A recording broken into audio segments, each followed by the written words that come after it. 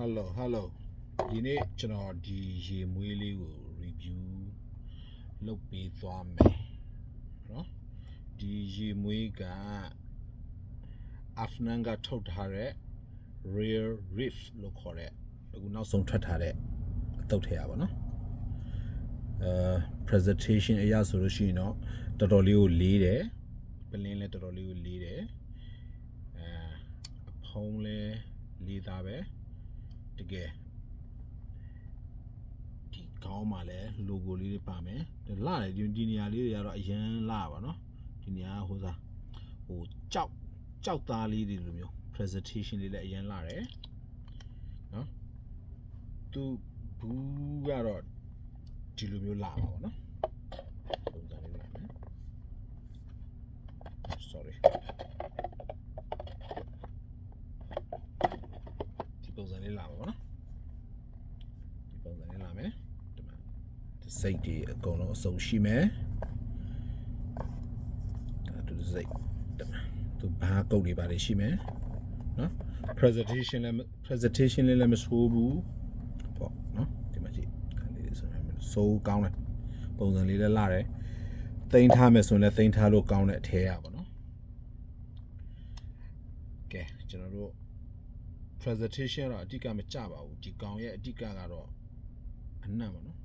atomizer နဲ့စစ်ကြည့်မယ်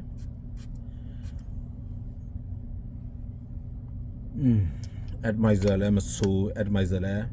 အကောင်းဆုံးလည်းမဟုတ်ဘူးပဲတော်တော်လေးကောင်းတဲ့အထဲမှာတော့ပါပါနော်ဒီကောင်လေးကတော့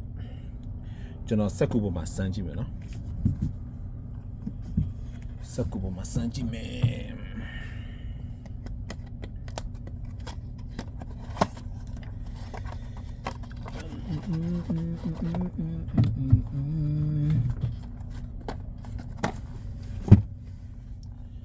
ရပြီ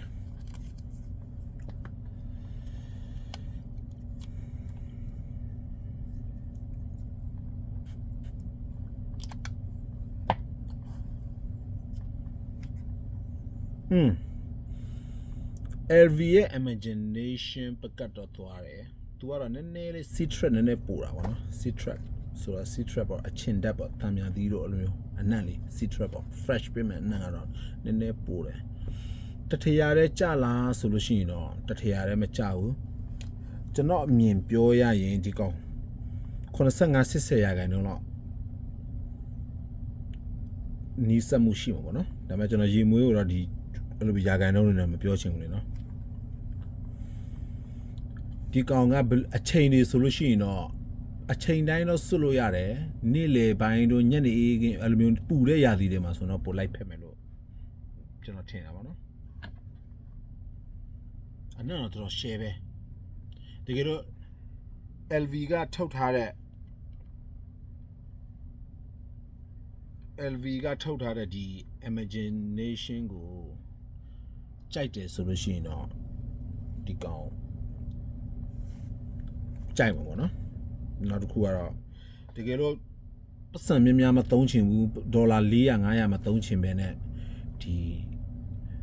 50အောက်ပေါ့နော်45ကျပ်50ဒေါ်လာ50လောက်ပဲသုံးပြီးတော့ Louis ဒီ LV ရဲ့အနံ့သက်မျိုးကိုလည်းလိုချင်တယ်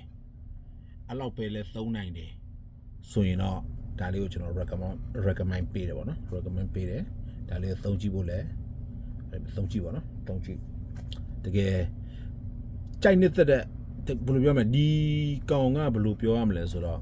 ဟိုအကျိုးစားအားထုတ်ပြီးကြိုက်စရာမလိုပေါ့နော် effortless ပေါ့လုံးဝ effort ထည့်စရာမလိုပဲနဲ့ကြိုက်ရင်မဲ့အနံ့တစ်မျိုးဖြစ်တာပါအဲ့အနံ့ပုံစံမျိုးပေါ့နော် okay နောက်ဗီဒီယိုမှာပြန်ဆုံမယ် see you bye bye